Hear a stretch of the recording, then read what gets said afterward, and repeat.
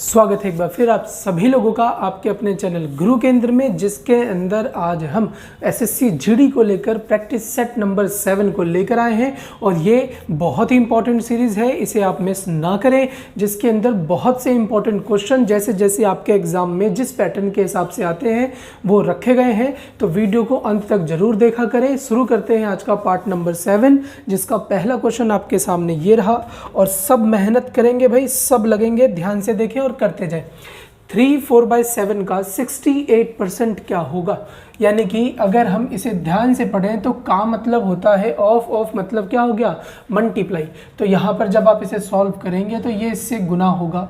कितना आ जाएगा? तो 7 गुने में 3 21, प्लस में आपने कर दिया 4, 21 + 4 कितना हो जाता है? शाबाश। तो 21 + 4 हो जाता है 25। के नीचे कौन सी वैल्यू थी? तो 7 लिखा हुआ है। का मतलब मल्टीप्लाई 68% हमें बताना है, तो 68% ये हमने लिख दिया। परसेंट का निशान नीचे 100 लगाता है। चलिए शाबाश। काटें से तो देखो 25 से ये 4 बार में कट जाएगा और 4 से ये कट जाएगा कितनी बार में? तो 17 बार में। अब 7 जो है वो 17 को डिवाइड करेगा तो ये पॉइंट में बनाएगा, और ऑप्शन भी हमारे सारे पॉइंट में ही है। तो 7 से 2 बार में आता है, और 2 बार में आता है तो कितना आता है? तो 14 है, बचा कितना? 3। अब ये पॉइंट लगाएगा 0, 7 से लगभग 4, यानी कि ये 4 बार कुछ देखो है आइडिया। तो बिल्कुल भाई बी इसका करेक्ट आंसर हो गया, यानी कि आप इसमें 2.4 आंसर टिक करेंगे। चलिए आगे।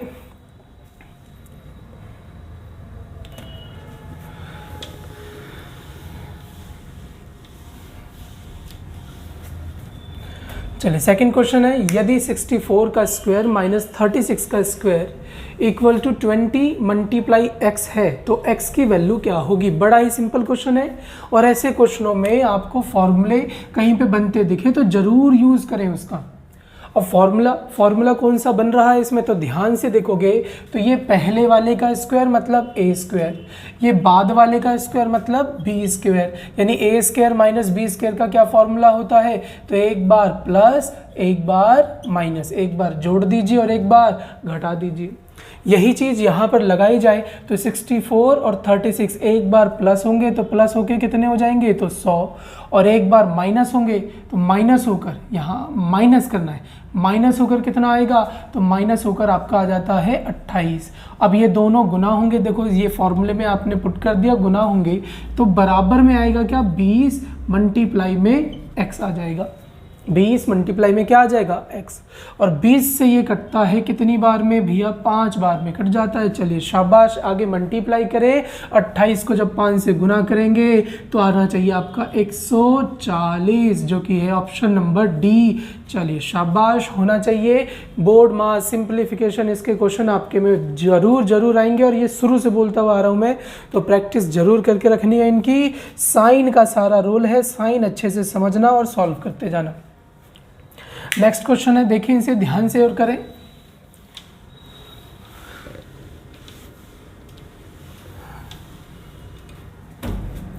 क्वेश्चन कह रहा है यदि 2401, यहाँ रूट है, इसे भी क्लियर कर देते हैं। 2401 रूट में है और रूट 7 की पावर दे रखी है x। पावर मतलब जब भी कभी आपके पास कोई ऐसा नंबर दिखे तो इसका मतलब है कि ये जो है ये पावर है, और ये वाला जो सेक्शन है इसे रूट कहते हैं। आप इसको नॉर्मल तरीके से भी लिख सकते हो कि भैया पावर जो है, देखो ये पावर ऊपर है तो आप इसे लिखोगे पावर ऊपर होता है और रूट कहाँ होता है? नीचे। ओके, और कुछ नहीं होता तो क्या होता है? 2। तो ये बेसिक नॉलेज हमें पहले से होनी चाहिए। इसी चीज़ को यहाँ पे समझते हुए देखो, रूट इधर भी है, रूट इधर भी है, रूट हमने काट दिया। अब हमारे पास जो नंबर बचा वो 2401 बराबर में 7x, ये नंबर बचा।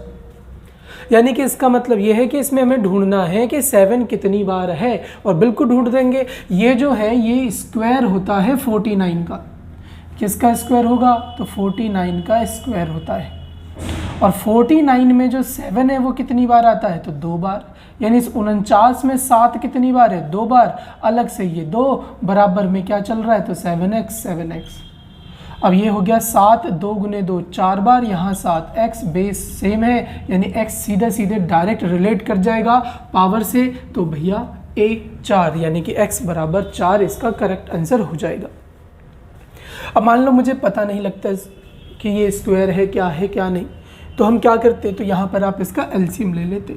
2401 का जब आप एलसीएम लोगे तो जितनी बार 7 आएगा, जितनी बार 7 आने वाला है उतनी बार आप यहाँ पे लिखते जाएं, आपका आंसर करेक्ट होता जाएगा। ओके है, तो कुछ नया नहीं है इसमें, एक तरह से आपने एलसीएम लेकर लिख दिया इधर। ओके है, चलिए शाबाश,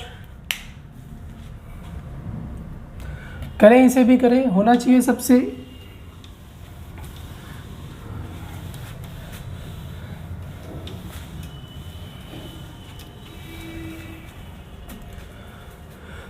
रीड कर लिया होगा सबने। कैसे किया जाए ऐसे क्वेश्चन अगर एग्जाम में आए तो बिल्कुल सिंपल है। निम्नलिखित भिन्नों में से सबसे बड़े भिन्न की कौन सी वैल्यू है, ये हमें बताना है। सबसे बड़ा भिन्न कौन सा है। तो जब भी ऐसा क्वेश्चन आए तो सबसे आसान तरीका जो मुझे लगता है वो होता है 0 0 लिख दीजिए। आप सभी जगहों पर क्या लिख दीजिए 0 0, या फिर ऑप्शन में लिख दिया करो। वहाँ ना लिख कर किस में लिख दिया करो, ऑप्शन में। चलो वहाँ कर दिया तो वहीं से करते हैं। तो 3 20 को काटेगा तो क्या पूरा काट पाएगा, नहीं।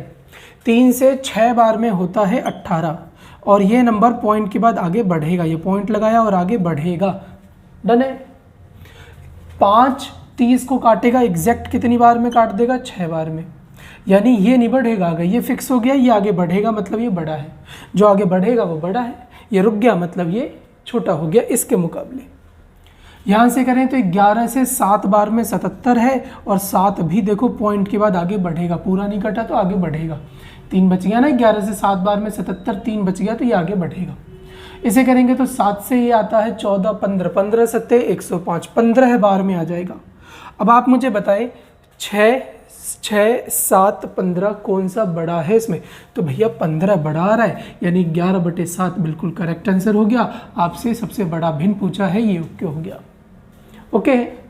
दूसरा तरीका क्या है, अगर हम इसको करें तो एक बार ये हटा देते हैं। दूसरा तरीका क्या है, तो गैप चेक करें। इसका गैप 1 का, इसका गैप 2 का, इसका गैप 3 का, इसका गैप 4 का। गैप चेक कर लिया। अब जिसमें गैप ज़्यादा है, मान लो ये गैप ज़्यादा है, इसे पकड़ो। गैप ज़्यादा है तो अगर ऊपर बड़ा नंबर, तो नंबर हो गया सबसे बड़ा। अगर ऊपर छोटा आ गया तो नंबर हो गया सबसे छोटा। ओके हो रहा होगा क्या कह रहे हैं हम। अब देखो हमने इसमें गैप देखा, गैप सबसे मैक्सिमम वाला उठा लिया। अब इसके ऊपर देखो, ऊपर नंबर बड़ा है तो ये सबसे बड़ा बन जाएगा। अगर ऊपर नंबर छोटा होता, नीचे के मुकाबले ऊपर नंबर छोटा होता तो ये सबसे छोटा हो जाता। तो इस समय ऊपर नंबर बड़ा है तो ये सबसे बड़ा भिन्न बनेगा, यानी 11/7 करेक्ट आंसर हो जाएगा। तो आप डायरेक्ट भी कर सकते हैं और 0 0 भी लगा सकते हैं, दोनों इजी हैं, किसी में भी आपके हाथ नहीं रुकेंगे, आंसर आपका करेक्ट आएगा।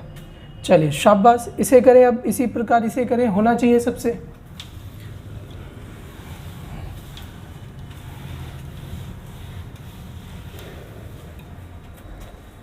दो अंकों वाली दो संख्याओं का गुणनफल 2160 2160 है और उनका महत्तम समापवर्तक यानी HCF 12 है। तो संख्याएं क्या है, बिल्कुल सिंपल। महत्तम समापवर्तक क्या बोला हुआ है, 12। इसे सॉल्व करके भी मैं दिखाऊंगा, एग्जाम में कैसे करना ये समझे। महत्तम समापवर्तक का मतलब HCF 12, और HCF वो नंबर होता है जो सभी को डिवाइड करे, यानी 12 से नंबर कटने चाहिए। ये 12 से कटता है, ये नहीं कटता, ये गलत हो गया। ये 12 से कटता है, ये नहीं कटता, गलत हो गया। ये 12 से कटता है, ये भी 12 से कटता है, यानी ये बिल्कुल करेक्ट आंसर हो गया। ओके है, चलिए शाबाश। यानी इस तरीके से आप इसे कर सकते हैं, ये हो चुका है।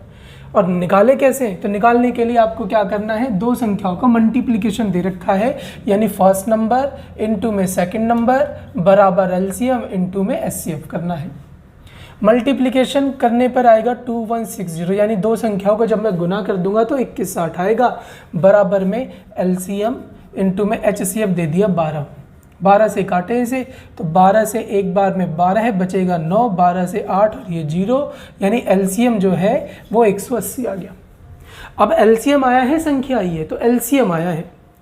एलसीएम आया तो एलसीएम का एक और फॉर्मूला होता है जो होता है HCF इनटू में A इनटू में B बराबर एलसीएम। और A जो B है ये को प्राइम होते हैं। को प्राइम मतलब कि रेशो को बताते, न्यूनतम संख्या बता देंगे कि भैया इतनी है।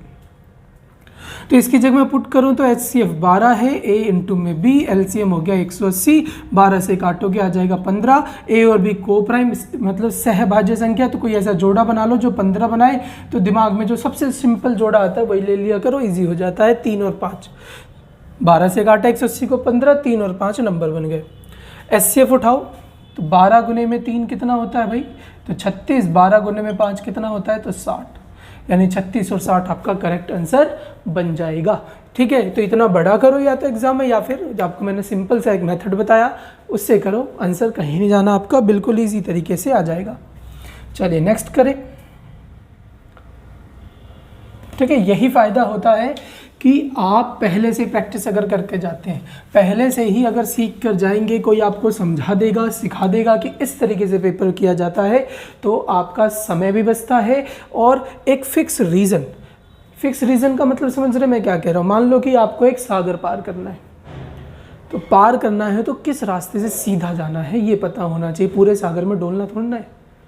यानी कि अगर मैं कोई सागर पार करूंगा तो सीधा रास्ता ये होगा, और यहाँ से अगर मैं इधर डोलता रहूँगा तो ये चीज़ आपकी ख़राब हो जाएगी। और किस रास्ते से कब जाना है, क्या करना है, ये आपको कोई गाइड कर दे तो उससे बड़ा गुरु आपको कोई नहीं। ओके, तो भैया जो भी आपको जो सिखा रहा है अच्छे से मेहनत करके आप उसके पैर पकड़ लीजिए, क्योंकि मेरे हिसाब से तो एक ही नियम है, जो पास करा दे वही गुरु। ओके, चलिए शाबाश। तो उसी मेथड को अपनाएं, करते रहें, मेहनत करते रहें, आज नहीं तो कल सफलता जरूर मिलेगी। और उसी में ये अगला क्वेश्चन जोड़े। खेले गए 10 खेलों में से भारत ने 8 खेलें जीती। 10 खेल खेले गए हैं, भारत ने कितनी जीत ली, तो 8 जीत ली।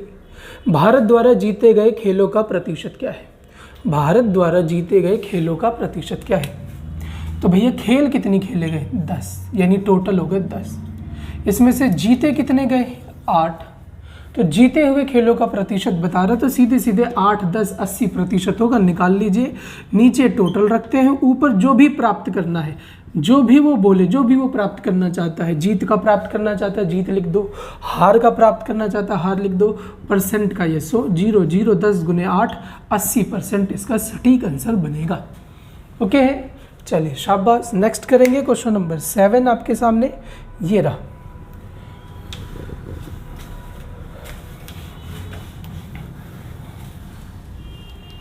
चलिए रीड जरूर कर लिया होगा सबने।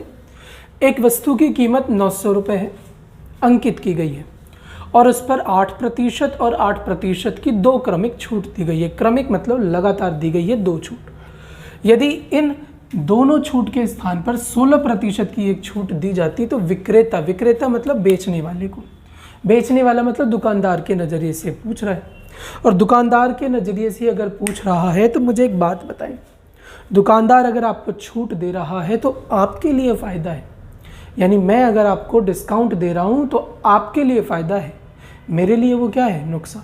यानी दुकानदार के लिए छूट जो है वो हमेशा हानि को शो करता है। ओके, एक तरह की हानि यानी कमी को शो करता है। तो 900 रुपये थे जिसमें 8 और 8 की 2 छूट दी गई, तो लिख लीजिए 900 रुपये 8 और 8 की लगातार छूट दी गई, मतलब 8 की छूट दी गई, फिर 8 की छूट दी गई, फिर 8 गुने 8, याद होगा ये method, x plus y plus फिर एक्स वाई बाई 100, बिल्कुल सिंपल है। कंपाउंड इंटरेस्ट का केस है बाबा, कंपाउंड इंटरेस्ट पहले 8 फिर 8 का 8%, याद है ना, इंटरेस्ट का इंटरेस्ट, जैसे कंपाउंड इंटरेस्ट पढ़ा था, निकाल देना, इजी हो जाएगा और कुछ नहीं होता इसमें। 8 और 8 16 और 8 गुने 8 64, 64 पे 100 की मार पड़ेगी तो वही 0.64 बन जाएगा। तो 8 8 16 और ये हो गया 64, तो मार पड़ी कितना आ गया, तो 16.64, यानी कि दुकानदार पहले इतने की छूट देता था, ये पहले की कंडीशन हो गई।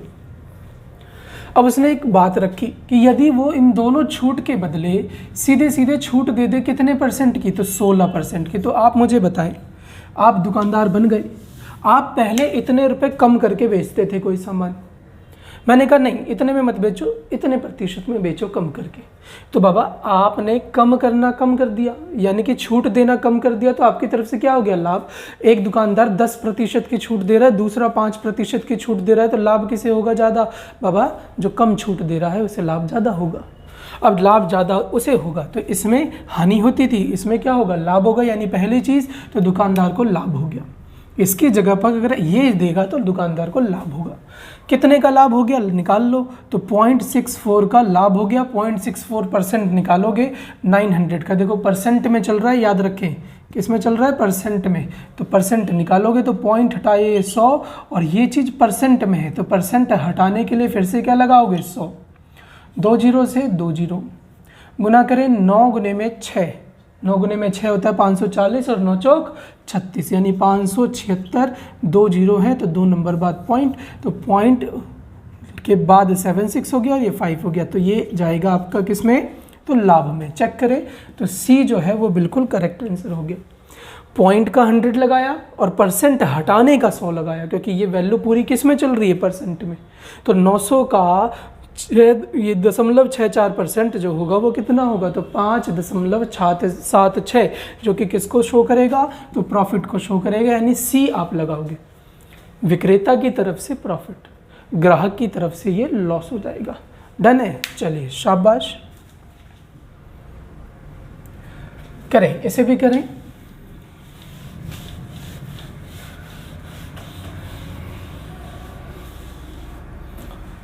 चलिए, 10 रुपये में 5 की दर से संतरे खरीदे जाते हैं और 15 रुपये में 6 की दर से बेच दिए जाते हैं, तो उसके लाभ का प्रतिशत क्या होगा। शाबाश, बिल्कुल इजी है, होना चाहिए सबसे।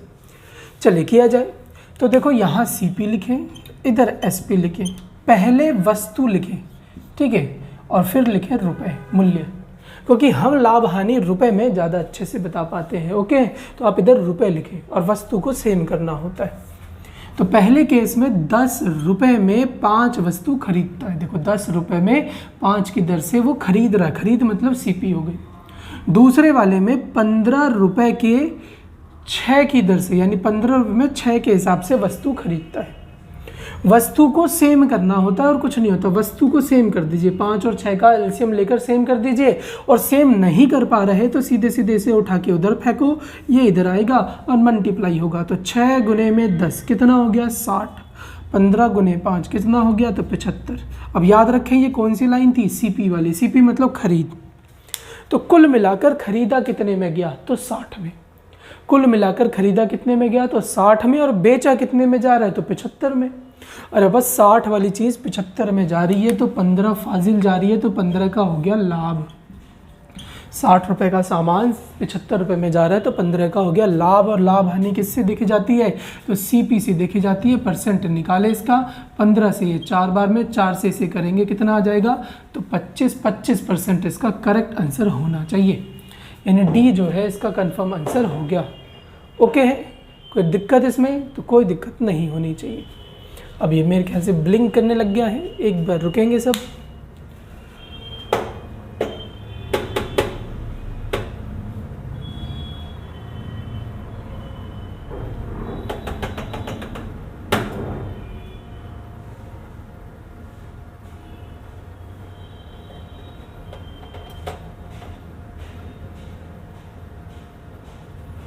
एक बार देखिए ढंग से दिख रहा है या नहीं दिख रहा आप लोगों को।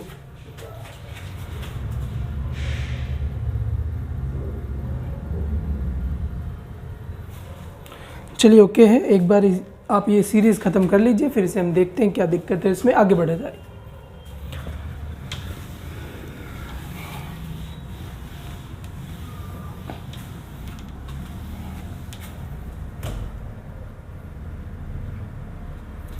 चलिए क्वेश्चन क्या कह रहे हैं, एक पंसारी के 5 लगातार महीनों की बिक्री, एक पंसारी है जिसके 5 लगातार महीनों की बिक्री 6435, 6927, 6855 और 7230 और लास्ट में दिया हुआ है 6562 रही है, यानी कि ये कुछ महीनों की बिक्री रही है। फिर कह रहा है छठे महीने में उसकी बिक्री कितनी रहनी चाहिए कि औसत हो जाए कितना, तो 6500 यानी 6500 रुपये उसका औसत हो जाए। तो बिल्कुल सिंपल सा है, डेविएशन मेथड से इसे कर दीजिए। सबसे पहले 6435, फिर 6927, फिर 6855, आगे कह रहा है 7230 और यहाँ पर है 6562। 1 2 3 4 5 हो गए। छठे महीने वो कितना एवरेज कर दे, कितना कर दे यानी कि कितना वो ले आए कि भैया पूरा का पूरा हिसाब 6500 का बन जाए, यानी कि ये आपका हो गया यानी छठे महीने का, और छठे महीने में कितना बनाना है 6500, तो इसे बना दीजिए आप 6500, यहाँ बना दिया हमने।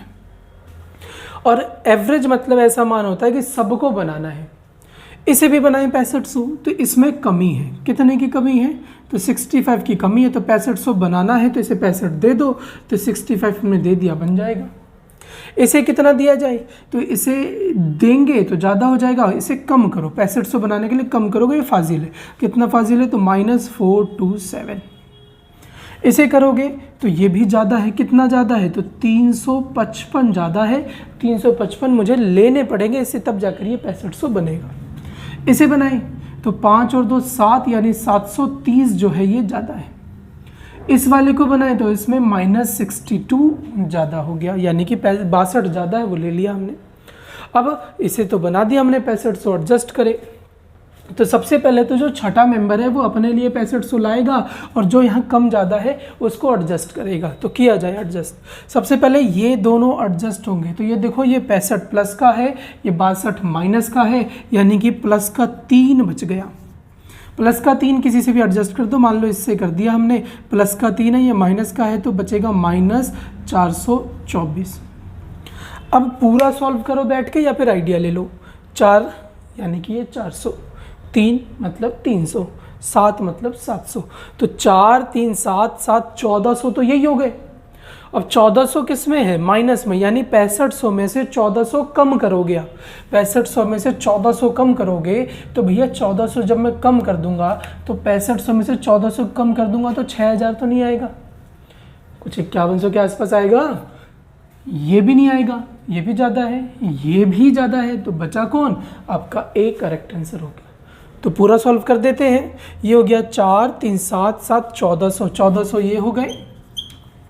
अब ये 55 और 30, 55 30 कितने होते हैं, तो 55 और 30 होते हैं 85, 85 में 24 और ले लो, तो 24 जब और जोड़ दोगे तो आ जाएगा कितना आपका, तो 85 में 10 20, यानी कि पूरा पूरा जोड़ा जाए तो आपका जो आना चाहिए वो आना चाहिए 100, यानी 109, मतलब 109 और ले लो तो 1509 बिल्कुल सही आंसर हो जाएगा। और 1509 अगर सही हो गया तो 1509 कम करो उसमें से, तो आ जाएगा आपका 4991। ओके है, शाबाश है। तो कुछ नहीं करना, बस प्लस करना था आपको, और ये आपका सारा आंसर अपने आप दे देता।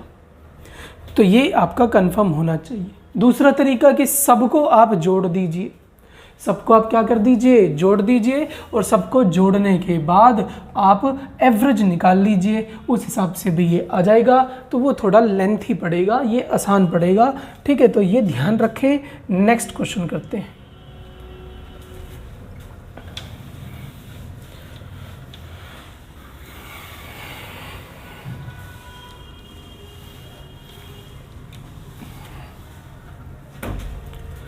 छह महिलाएं मिलकर एक कार्य को 10 दिन में पूरा कर सकती हैं, जबकि 10 बच्चे मिलकर उसी कार्य को 15 दिन में पूरा कर सकते हैं। तो 6 महिलाएं और 10 बच्चे एक साथ मिलकर इस कार्य को कितने दिन में पूरा करेंगे, ये हमें बताना है। तो बिल्कुल नॉर्मल है, 6 महिलाएं हैं, कितने दिन में काम कर देते हैं, तो 10 दिन में काम कर देते हैं। जबकि 10 बच्चे ले लिए हमने, कितने दिन में काम कर रहे हैं, तो 15 दिन में काम कर देते हैं। सॉल्व करेंगे इसे तो 10 से 10 खत्म, 2 से नहीं 3 से करें ये 2 बार में, 3 से करें ये 5 बार में। इधर बचा 2F, यहाँ बच गया बच्चे यानी B5। रेशो बना लीजिए 5:2, आपका ये आ गया। अब इस रेशो का यूज़ करके आगे क्वेश्चन को सॉल्व करेंगे। बोला गया है 6 महिलाएं और 10 बच्चे, 6 महिलाएं और 10 बच्चे जब मिल जाएंगे, तो 6 महिला और 10 बच्चे जब मिल जाएंगे तो काम कितने दिन में समाप्त होगा, उधर से उठा लीजिए। किसी भी एक को 6 महिला कितने दिन में कर रही है, तो 10 दिन में कर रही है। अब आगे ध्यान से समझेंगे तो F की जगह मुझे रखना है 5, B की जगह 2, F की जगह 5। तो ये हो गया 30, ये हो गया 20। 30 और 20 कितने होते हैं, देखो 6 गुने 5 30 और 10 गुने 2 20। 30 कितने हो जाते हैं, शाबाश, तो 50 होते हैं। यहाँ पे करोगे तो ये 30 अलग से 10, 0 से 0 खत्म, 5 से काटेंगे, D बराबर आ जाएगा 6 बिल्कुल करेक्ट आंसर हो जाएगा। दूसरा, अगर इस क्वेश्चन को ध्यान से आप देखोगे तो यहाँ पर 6 महिलाओं की बात की जा रही है, इधर 10 बच्चों की बात की जा रही है, और बाद में 6 महिला, ध्यान से देखो, और 10 बच्चे इकट्ठे लिए गए हैं। यानी कि 6 महिला जो है वो किसी काम को कितने दिन में कर देगी? 10 दिन में। और 10 बच्चे वो इस काम को कितने दिन में करते हैं? 15 दिन में। अब दोनों मिल जाएंगे तो ये तो बिल्कुल आपका टाइम एंड वर्क का क्वेश्चन है। टाइम एंड वर्क ये भी है, लेकिन इसको आप डायरेक्ट भी कर सकते हो। 10 और 15 कितने हो गए? 30।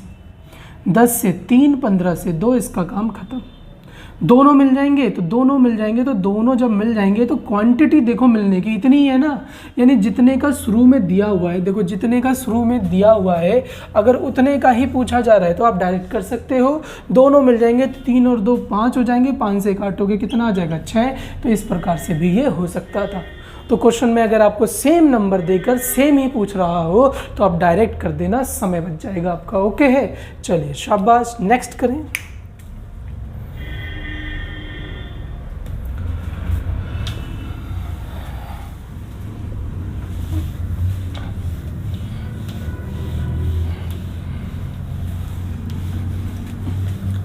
चलिए ध्यान दीजिए इस पर भी। एक नल एक टैंक को 8 घंटे में भर सकता है। दूसरा नल उसे 16 घंटे में खाली कर सकता है। यदि दोनों नल को एक साथ खोल दिया जाए तो टंकी भरने में कितना समय लगेगा? तो ये हमें करना है। नल ए है वो 8 घंटे में भर सकता है, भरना मतलब पॉजिटिव काम करना। नल बी जो है वो 16 घंटे में खाली कर सकता है, यानी नेगेटिव। 8 और 16 का ये 16 होता है। यहाँ से ये 2 बार में, यहाँ से 1 बार में, इसका काम खत्म। जब भी कोई खाली कर रहा होगा तो आप एक साइन लगाएंगे नेगेटिव का। अब ये आपने एफिशिएंसी निकाल ली, क्षमता निकाल ली। इसका मतलब ये है कि ए 2 भर रहा है और बी 1 माइनस कर रहा है, यानी 2 भरा जा रहा है और 1 माइनस, 2 भरा जा रहा है और 1 माइनस, तो 2 में से 1 गया तो 1 आता है। 1 के हिसाब से टंकी कितनी देर में भरेगी? तो 16 घंटे में भर जाएगी। ओके है, चलिए शाबाश। बस एक ये साइन ध्यान रखना आप, जो भी लीकेज पाइप होगा, निकालने वाला होगा, खाली करने वाला होगा, उसके लिए नेगेटिव साइन यूज़ करेंगे। डन है, चलिए इसे भी करें। एक पिता की आयु अपने पुत्र की आयु से 30 गुनी है। 18 वर्ष बाद उसकी आयु उसके पुत्र से केवल 3 गुनी होगी। तो पिता की वर्तमान आयु क्या है? देखो, जब भी एज का क्वेश्चन आए आपके सामने तो एक छोटी सी बात आप ध्यान रखेंगे। ध्यान ये रखना होता है कि भैया गैप जो है वो कभी भी चेंज नहीं होता। मान लो कि एक मोनू है और एक सोनू है। मोनू सोनू से 3 साल बड़ा है। अब ये कितने भी एज जी ले, मतलब कि ये कितना भी बढ़ घट जाए, इनके बीच का गैप चेंज नहीं होगा तो नहीं होगा। मान लो कि ये 20 साल बाद पूछे तब भी गैप यही होना है, 40 साल बाद पूछे तब भी गैप यही होना है। अरे बाबा, कितने भी वर्ष बाद पूछे गैप यही रहेगा तो यही रहेगा। गैप नेवर चेंज, यानी कि गैप कभी भी नहीं बदलेगा। किसके अंदर? तो एज के अंदर। तो पिता और पुत्र की बात की जा रही है। पिता जो है अपने पुत्र से 30 गुना है, तो ये 1 हो गया तो ये 30 हो गया। ओके है यहाँ तक। फिर कह रहा है 18 वर्ष बाद, तो 18 वर्ष बाद क्या हो जाएगा? तो पिता जो है वो अपने पुत्र की आयु का 3 गुना रहेगा, यानी ये 1 हो जाएगा और ये हो जाएगा 3। अब मुझे एक बात बताएं, क्या यहाँ पर इनका गैप देखो कितने का? 29 का। तो यहाँ 29 का है? तो बिल्कुल नहीं, यहाँ तो 2 का है। ऊपर 29 का गैप है, यहाँ 2 का गैप है। ऐसे कैसे भाई? गैप चेंज नहीं होता। तो इस गैप को सेम करो। सेम करने के लिए ये 2 ऊपर जाएगा, दोनों से मल्टीप्लाई होगा। दोनों से मल्टीप्लाई होगा तो ये हो जाएगा 60, ये हो जाएगा 2। ये 29 नीचे आएगा और दोनों से मल्टीप्लाई होगा तो 29 में 3 गुना हुआ तो 57, और 57 नहीं, सही से करें तो 29 से जब 3 गुना करेंगे तो 60 और 9 27, यानी 87 होगा। 29 से एक बार में 29 आता है। अब रियल में ये सिचुएशन है और इसके हिसाब से आपको आंसर बताने होंगे। तो 60 वाली चीज़ कितनी हो रही है, तो 60 वाली चीज़ 87 हो रही है, तो बढ़ी है घटी है, शाबाश बताएं, बढ़ी घटी, तो बढ़ गई कितनी, तो हमारे हिसाब से ये 60 वाला 87 हो रहा है, तो ये बढ़ गया, कितना बढ़ गया भाई शाबाश, तो ये 27 बढ़ गया। वैल्यू किसकी निकालनी है, तो पढ़ें ध्यान से, वैल्यू किसकी निकालनी है, तो किसकी आयु, पिता की वर्तमान आयु आपको बतानी है। तो पिता वर्तमान में कितना है 60, तो 60 से मल्टीप्लाई कर दीजिए, करें आगे, 9 से 3, 9 से 2, 3 से काटा हमने, कितना आ गया 20, 20 गुने में 2, 40 वर्ष इसका करेक्ट आंसर हो जाएगा। देखें है 40 वर्ष, तो बिल्कुल है सी, यानी पिता की वर्तमान आयु जो हो जाएगी वो 40 वर्ष हो जाएगी। और जब भी कभी आपको ऐसा एज का क्वेश्चन दिखे तो आप गैप देखें, गैप सेम तो रेशो में बांट दीजिए, गैप सेम नहीं है तो पहले उसे सेम करें फिर रेशो में बांटा जाए। ओके है, चलिए शाबाश, नेक्स्ट करेंगे।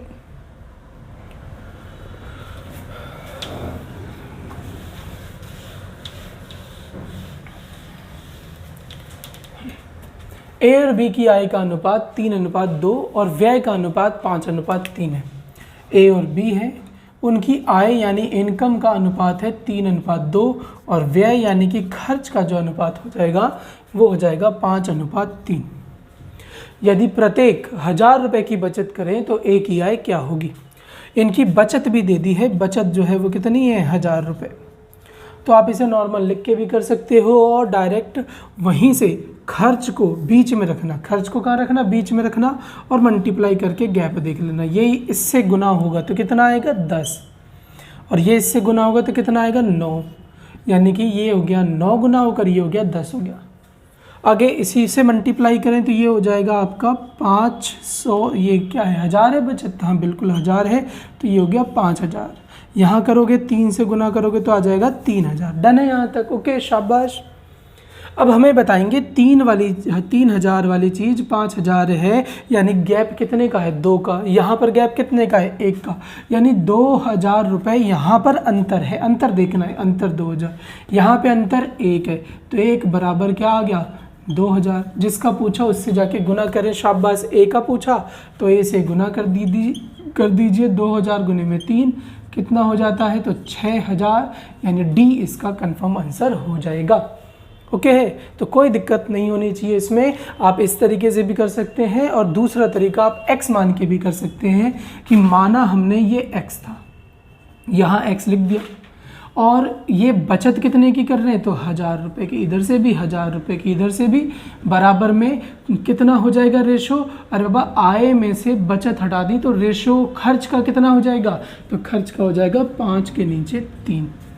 इसे भी आप क्रॉस मल्टीप्लाई से सॉल्व करके, दोनों सेम ही चीज़ें क्रॉस मल्टीप्लाई करके इजीली कर सकते हैं, तरीका दोनों सेम है। ओके चलिए शाबाश। चलिए ये है स्क्रीन पे क्वेश्चन, किया जाए इसे भी।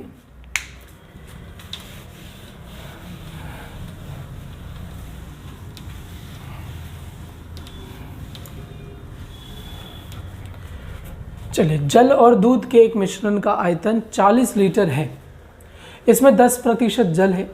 इस मिश्रण में और कितना पानी मिला दिया जाए कि नए मिश्रण में जल 20% हो जाए। तो इस पूरे को जब आपने पढ़ा तो इसमें मिलाया क्या जा रहा है ये बताए, बस मिलाया जा रहा है वाटर यानी कि जल।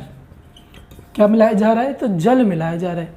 अब अगर आप किसी चीज़ में कोई आपने बर्तन लिया, उसके अंदर आपने दूध और पानी रखा और आप उसमें फिर से पानी मिला रहे हो तो दूध बढ़ेगा, रियल में दूध बढ़ेगा, तो कभी नहीं बढ़ेगा दूध बढ़ ही नहीं सकता, क्योंकि आपने मिलाया क्या, पानी।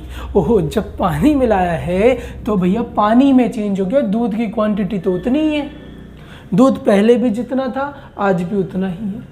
डन है, दूध पहले भी जितना था आज भी उतना ही है। रियल वाले दूध की बात हो रही है, कहीं टोटल समझो टोटल बढ़ गया, टोटल नहीं, जो रियल में उसमें दूध था उसकी बात हो रही, तो वो अभी भी उतना ही है। यानी कि यहाँ पर टोटल दिया हुआ है आपको 40 लीटर, इसमें से 10% वो बोला, कितना बोला 10% जल है, तो 40 का 10% होता है 4, 0 ढका 0 ढका, 4 गुने 1 4, 2 0 ढकने होते हैं आपको, कहीं के भी ढक दीजिए 2 0।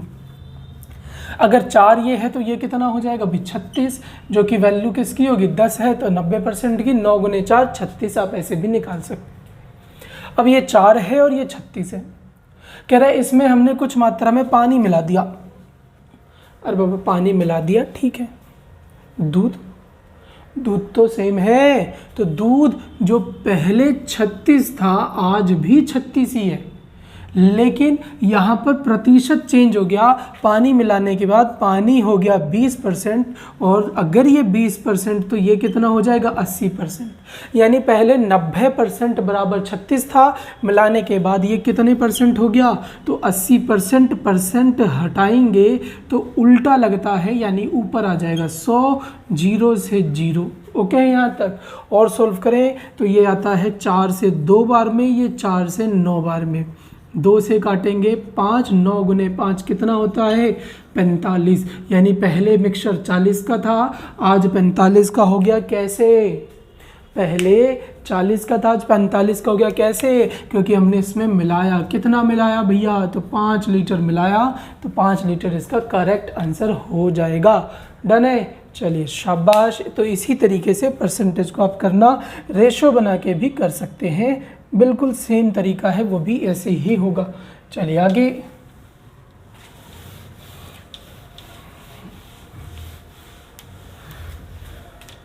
और ये सब क्वेश्चन, ये जो आप देख रहे हो, इसके बिल्कुल बेसिक हमने पहले ही प्रैक्टिस करा दी है। अब तो समय है नंबर बढ़ाने का, नंबर बढ़ाया जाए। डन है? 7वीं प्रैक्टिस सीरीज में हो, आपके नंबर अब बढ़ने चाहिए। आगे, बस रुकने के समय यानी स्टॉपेज को निकाल दें, तो बस की गति 54 किलोमीटर प्रति आवर है। यानी कि एक बस है और वो बिना रुके हुए चलती है, तो उसकी स्पीड हो गई 54 किलोमीटर प्रति आवर। यहाँ लिख दो बिना रुके। अगर बिना रुके चलेगी तो उसकी स्पीड हो जाएगी 54 किलोमीटर पर आवर। और रुकने के समय को मिला दें तो उसकी गति हो जाएगी 45 किलोमीटर प्रति आवर। यानी कि रुक रुक की बात करें, चुक चुक चुक रुक रुक के चलेगा तो 45 किलोमीटर पर आवर। अब हमें एक बात बताएं, ये स्पीड है तो हमने तो पढ़ा हुआ स्पीड को अगर हम चेंज कर देते हैं तो टाइम आ जाता है। तो ये 45 हो गया और ये क्या हो गया 54 हो गया। अरे बाबा, ये चेंज करोगे स्पीड को, पलट देने पे क्या आ जाता है, टाइम आ जाता है। तो अब मुझे एक बात बताएं, अगर मैं इस वाली ट्रेन में बैठा हूँ तो मैं अपने रास्ते को कितने समय में तय कर दूंगा, तो 45 घंटे में तय कर दूंगा। और अगर मैं इस वाली ट्रेन में बैठूं तो मैं अपने रास्ते को 54 घंटे में तय करूंगा। मतलब मैं रुक रुक वाली ट्रेन में बैठा हूं तो भैया 54 घंटे में पहुंचूंगा कहीं पर। 54 घंटे में पहुंचने का मतलब कि भैया इस वाले से इसने 9 घंटे ज़्यादा ले लिए। तो 54 घंटे में पहुंचने का मतलब कि 54 घंटे में इसने इससे 9 घंटे ज़्यादा ले लिए। क्यों लिए ज़्यादा? क्योंकि ये रुक रही थी, तो 54 घंटे में ये 9 घंटे रुकी। अगर 54 घंटे में ये 9 घंटे रुकी तो हमें यहाँ पर प्रति घंटे का बताना है। तो 1 घंटे में ये कितनी देर रुकेगी, तो 9 के नीचे 54 और हमें इसे सॉल्व करना पड़ेगा। ये नीचे गया, 9 से 54 कटेगा, कितना आ जाएगा भाई, तो 6। 1/6 ओके होना चाहिए। क्या 1/6 नहीं है? तो नहीं है ऑप्शन में, तो इसे एडजस्ट करें।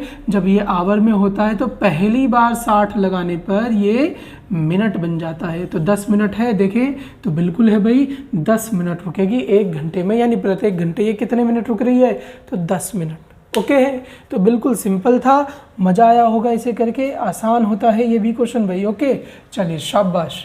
अगला रीड करें, पढ़ें, चेक करें, अपने आप को इवेल्युएट करें भाई। शाबाश, जल्दी से लिखें इसे भी।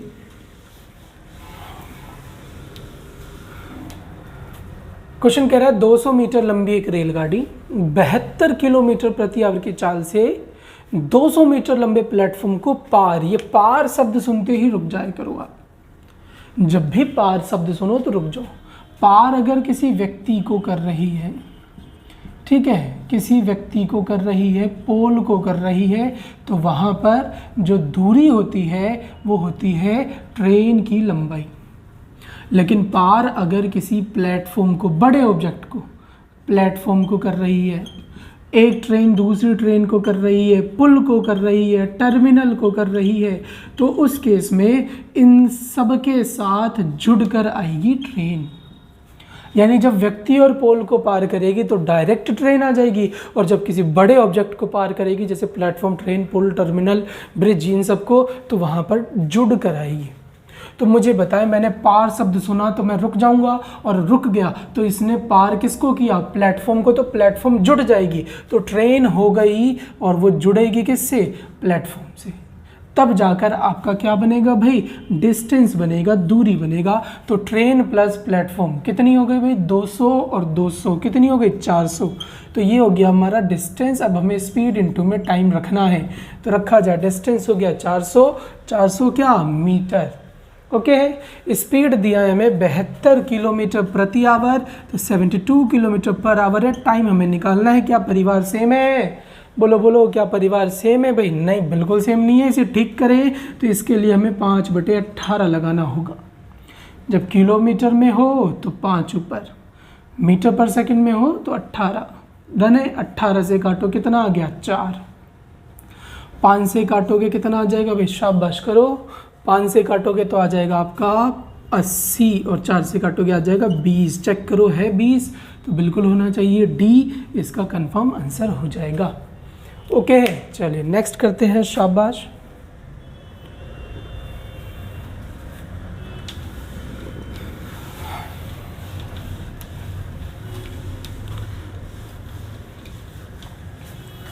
चलिए, क्वेश्चन कह रहा है 5000 की राशि पर 8% की दर से 3 वर्षों के लिए साधारण ब्याज ज्ञात करें।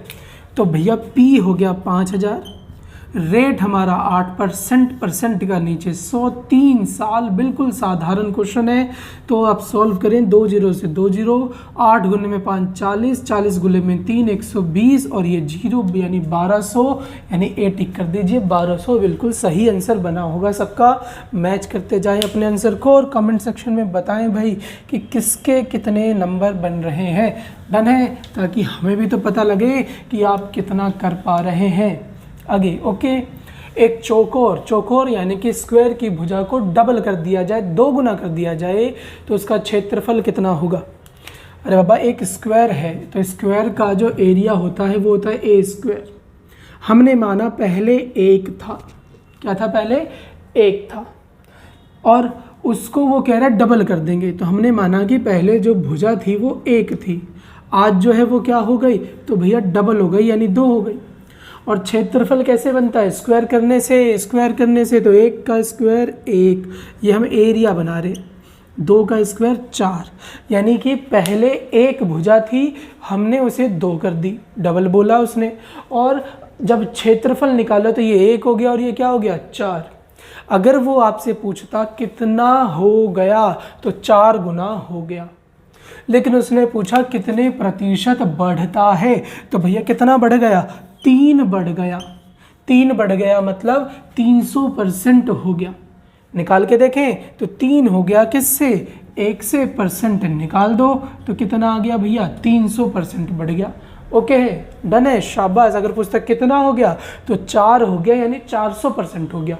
बढ़ा कितना? तो 300। दोनों को ध्यान से पढ़कर समझ कर करना। ओके है, जल्दीबाजी मत दिखाना। आधे जने इसमें 400% लगा देते हैं, आपसे नहीं होना चाहिए, हमने सिखाया हुआ है आपको। चलिए आगे।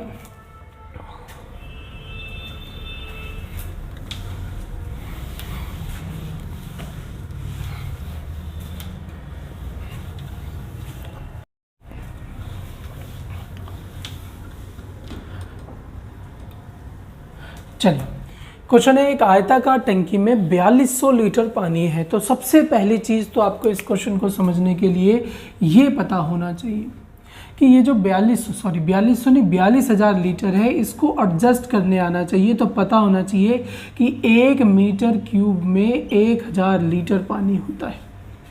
इसे आप पहले तो नोट करके लिखें, तब जाकर क्वेश्चन बनेगा। क्वेश्चन कह रहा है कि भैया इतना पानी है, तो आप उसको वॉल्यूम में चेंज करने तो आना चाहिए। तो एक वॉल्यूम जो होता है, 1 मीटर क्यूब का जो वॉल्यूम होता है, उसके अंदर 1000 लीटर पानी आता है। एक वॉल्यूम क्यूब में 1000 लीटर पानी आता है। चलिए शाबाश। अब इसे हाथ लगाए, आगे लगाया जाए तो बिल्कुल। अब इसे सॉल्व करें। पानी किसी चीज़ में भरा होना, कोई भी सामान किसी में रखा हुआ है तो वो उसके वॉल्यूम की बात कर रहा है। और ये आयताकार टंकी है, यानी कि घनाभ है, क्यूबॉइड है। क्यूबॉइड का जो होता है वो होता है LBH, जो कि दिया है 4200 लीटर, यानी यहाँ वॉल्यूम लिख लो आप पहले। अब ये फॉर्मूला लिख लिया हमने, अब वैल्यू पुट की जाए। यदि टंकी की लंबाई 6 मीटर, चौड़ाई 3.5 मीटर, एच हमें निकालना है, वॉल्यूम है 42,000 लीटर। अब आपके ऊपर है, आप इसे यहाँ पर कन्वर्ट करें या फिर बाद में करें, तो हम बाद में कर देंगे। पॉइंट हटाया 10, जब पॉइंट हटा दिया तो काट पीट करें, 5 से ये 7 बार में, 5 से ये 2 बार में, 2 से ये 3, 7 से ये कटेगा आ जाएगा 6, बगल में 3 जीरो, 3 से कटेगा आ जाएगा 2, बगल में 3 जीरो, यानी कि हाइट जो हो गई वो 2000 लीटर हो गई। अब मुझे एक बात बताओ, आपसे कोई कहे हाइट 2000 लीटर है तो कैसे पहचानोगे भाई? तो आपको पता होना चाहिए, जिसे नहीं पता वो 2000 लीटर तो ढूंढता रह जाएगा। तो मैंने आपको बताया कि 1000 लीटर 1 मीटर क्यूब में, 1000 लीटर 1 मीटर क्यूब में, तो 2000 लीटर 2 मीटर क्यूब, यानी कि यहाँ पर 2 आना चाहिए। है कहीं पे चेक करो। अरे बाबा 1000 में 1 है तो 2000 में कितना होगा? 2, यानी हाइट जो है वो 2 मीटर होगी। ढूंढे कहाँ है? तो ये रहा। तो ये आपको ध्यान रखना है, ये यूनिट कन्वर्जन आपको पता होना चाहिए। ओके है, चलिए शाबाश।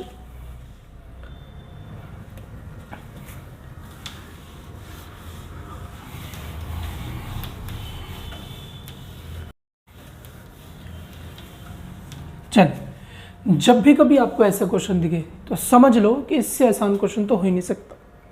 पता नहीं क्यों इसे देखकर सब घबरा जाते हैं। आपको नहीं घबराना है। क्यों नहीं घबराना? क्योंकि मैं बता रहा हूँ, ये मेथड ध्यान रखना, ये एकदम पत्थर की लकीर हो जाएगी, हर जगह सही होगा।